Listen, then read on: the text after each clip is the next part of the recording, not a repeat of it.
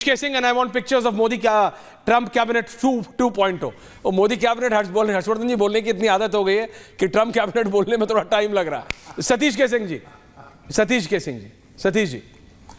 जी आपका भी मैं हाँ जी मैं तो ये कह रहा हूं कि जो एलन मस्क जो है वो अमेरिका का या ट्रम्प का टोमाहॉक हाइपरसोनिक मिसाइल है। पहले तो ये देखें, जो आप कह रहे हैं कि स्टेट पावर में बिजनेस पावर लगती है, तो टेक्नोलॉजी के माध्यम से पूरे दुनिया पे वो कोशिश करेंगे।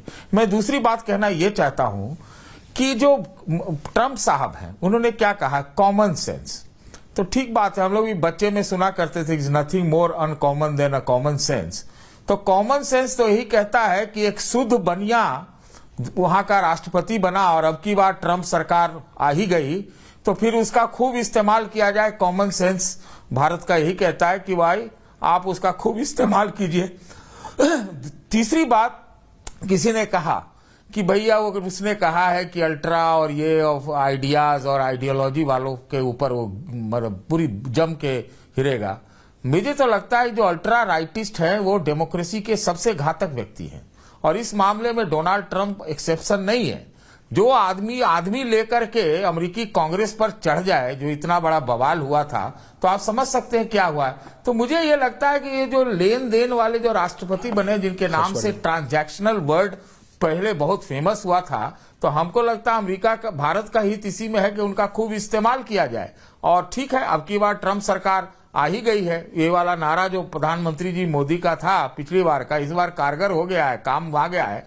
तो मेरा ये मानना है कि ट्रम्प का आना भारत के लिए अच्छा है, खाली उसका पूरा दुहान करना है कैसे हम इस्तेमाल करते हैं। भाई देखिए, खालिस्तानियों के पीछे वो पड़ जाएगा, ट्रूडो चला गया, आप ही लोग कहते हैं हिंडनबर्ग ने दुकान डर से बंद कर ली, ये सब काम हो गया है। तो चलिए छोटे मोटे H1B वीजा और फलाना ठिकाना का छोटा मोटा रहेगा, टैरिफ का रहेगा, लेकिन मुझे लगता है कि उनका राष्ट्रपति आनंद विजय जी के रूप में। आनंद जी कुछ कह रहे हैं, हर्षवर्धन जी आ रहा हूं। आनंद विजय जी 30 सेकंड काउंटर कीजिएगा। अच्छी खबर, पंकज जी बोले नहीं है अभी तक। हाँ, मैं तो सिर्फ सतीश जी को शायद मेरी शक्ल नहीं दिखाई दी होगी, मैंने ही वोकिज्म और अल्ट्रा लेफ्ट की बात की थी। डालो।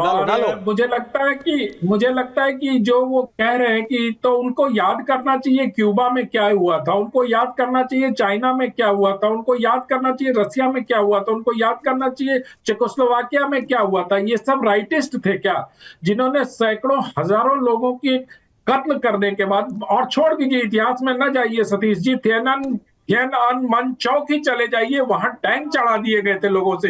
ये सब क्या राइट विंग का राइज था क्या? तो मुझे लगता है कि अगर हम तुलना करें तो थोड़ा लॉजिकल रहे, मुझे लगता है उससे ज्यादा। और ये लाइव विजुअल्स आ रहे हैं, पॉइंट टेकन आनंद विजय जी। हमारे यंग जो है वो थोड़ा ज्यादा कारगर हो। Okay, point taken. Pankaj Sharma ji, Harshvardhan ji आ रहा हूं। पंकज जी बोले नहीं है, आज सारे सीनियर जर्नलिस्ट हैं। पंकज जी माफ कीजिएगा, thank you. Pankaj ji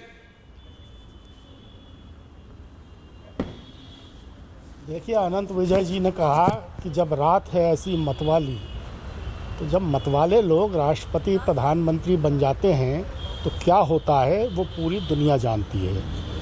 ambassador बोरा कह रहे हैं कि एलॉन मस्क वो जो हैं वो बहुत आइडियाज़ वाले आदमी हैं, बहुत आइडियाज़ वाले हैं। आपने देखा ना कि किस तरह उन्होंने ट्रंप साहब के इलेक्शन कैंपेन के लिए $130 मिलियन दान दिए थे आधिकारिक तौर पर, यानी करीब 1000 करोड़ रुपए। और जैसे ही ट्रंप इलेक्ट हुए, ट्रंप ने सबसे पहला बयान ये दिया कि मैं ऑटोमेटिक कार्स के बारे में जो रूल्स रेगुलेशंस हैं उनको मैं इजी बनाने वाला हूँ। और रातों रात टेस्ला कंपनी को आप देखिए कि 84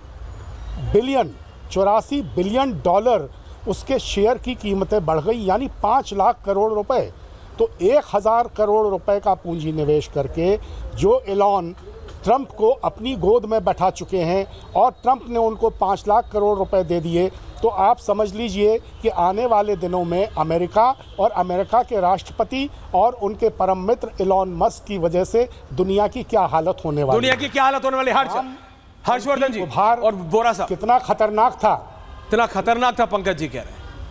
हर्षवर्धन जी देखिए ऐश्वर्या, मुझे आश्चर्य हो रहा है, हालांकि अनंत जी ने वो एक बात कही, लेकिन मैं उसको थोड़ा और अच्छे से कहता हूं। सर समय थोड़ा कम है मेरे पास, लेकिन जब दुनिया में किसी के भी जो कहते हैं ना कि फ्रॉड इंटेलेक्चुअलिज्म का लेवल देखना हो, तो वो कभी भी चाइना के छात्रों के नरसंहार पर नहीं बोलेगा। दिन रात वो इसी की बात करता रहेगा। और इसीलिए मैं कह रहा हूं, ये बेईमानी बंद करिए। ये जो राइज ऑफ राइट है, वो राइट टाइम पर इसलिए हो रहा है क्योंकि बरसों सोशलिज्म ने, कम्युनिज्म में हमको फेल किया है और इन्होंने युद्ध की तरफ धकेला है। ट्रंप के कार्यकाल में दुनिया में युद्ध नहीं हुए। और भारत की जहां तक बात है, तो जो बाइडेन के कार्यकाल में प्रति घंटे 6 भारतीयों को लात मारकर भगाया जाता था। क्यों? क्योंकि वो घुसपैठिए थे। और मैं कह रहा हूं, हर्षवर्धन जी समय कम है, हर देश को अंबेसडर साहब, हर्षवर्धन जी समय कम है, मेरे को हटाओ।